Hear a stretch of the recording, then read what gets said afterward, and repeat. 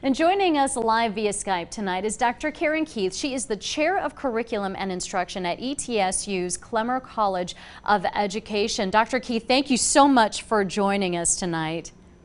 You're welcome. Glad to be here. Okay, students in our region are now engaged in distance learning. Parents as well, I should add. Most of this is online. How can this affect a student's progress educationally? I think one of the things this has done is allowed teachers to have some time to work one-on-one with students. So, and our students and our teachers, they've all been just incredibly resourceful and resilient. And I think teachers have provided a wonderful way in multiple paths to help students with their learning. So I think that while the progress, I think many people worry about the progress of students, but every student in the country is going to be in the same situation. I do think one of the things that this has revealed is a technology gap and the importance of adding more blended learning into your instruction, and even to the school systems that maybe they need to think about providing technology access for students. Well, I know it's really difficult for a lot of students because, hey, we don't have to go to school, we can sleep in, and they get kind of this summer mindset going on. How important is it for students to stay focused and stay in that educational mindset, even though they're not stepping foot physically into a classroom? Right. That's a challenge even in a normal situation. So even in this situation, it's probably even more of a challenge. But I would suggest making sure that you have a schedule and sticking to that schedule, and then incorporating into that schedule some times where you can decompress and go out and have fun and enjoy the outdoors when it's possible, but just having some time in there where it's not continuous learning. Not only have students had to really adjust to this, but parents as well. A lot of parents are taking on the role of, teacher aide, helping their students out. What advice can you give to parents? Because I know this is a challenge for them as well.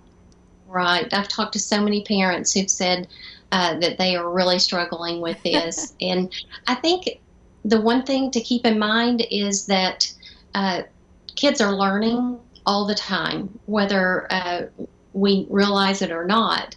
So sometimes even in that struggle, kids are learning. So when kids are seeing parents in this struggle and seeing how parents cope with that struggle, they are learning skills that will apply to life in general. So I think that I also think that it's really important for parents to have a structured schedule and to stick to that schedule as close as possible. And literacy is my expertise, so I always say incorporate daily independent reading.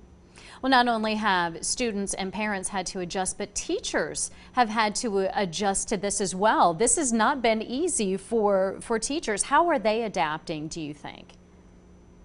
I think teachers have been the champions of this whole situation, and I do think it has allowed them to search out ways and methods and materials that they haven't been used to.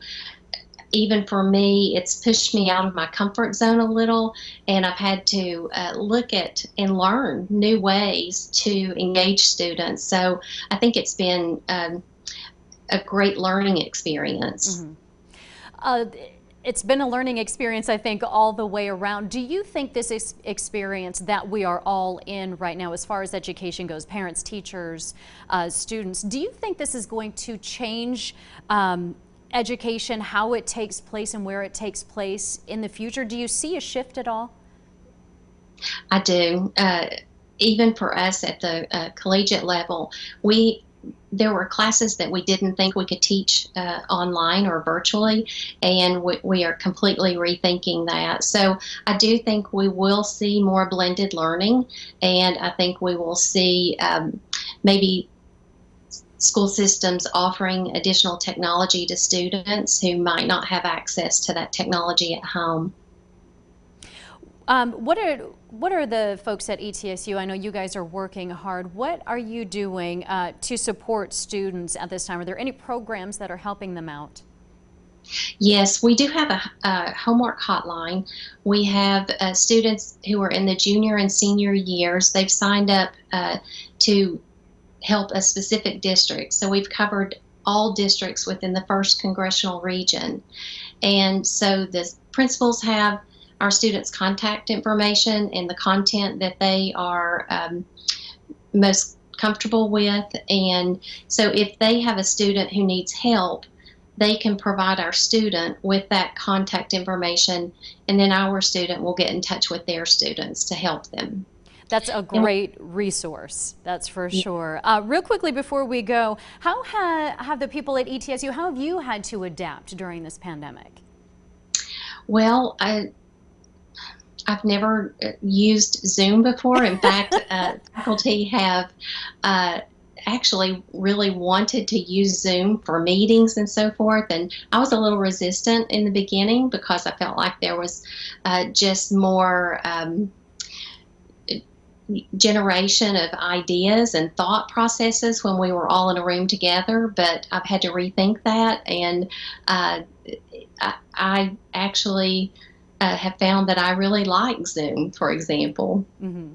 We are definitely all in this together. Dr. Karen Keith, the Chair of Curriculum and Instruction at ETSU's Clemmer College of Education, thank you so much for joining us. Good advice, and we'll just keep soldiering on through this. Yeah. And we'll be right back. Stay with us.